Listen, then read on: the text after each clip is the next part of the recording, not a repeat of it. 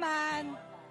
I just want to greet you happy birthday. And we've been working a lot lately kasi syempre dahil sa ASAP natin to, and I'm very proud to be part of this show. Not only that, I got to know each and every one of you guys. Pero ikaw yung pagkakakilala ko sa'yo, itong mga nakaraang araw, nag-iba na. I just want you to know that you bring so much joy into my heart. Whenever I would see you, you bring so much laughter, happiness, and joy into my heart. So maraming salamat, Eric, for always making us smile, for always making us laugh. You know? Thank you. Yun. Love you. I love you, ate. Tsaka, syempre, meron pang isa. Hello? Andiyan na yung phone in?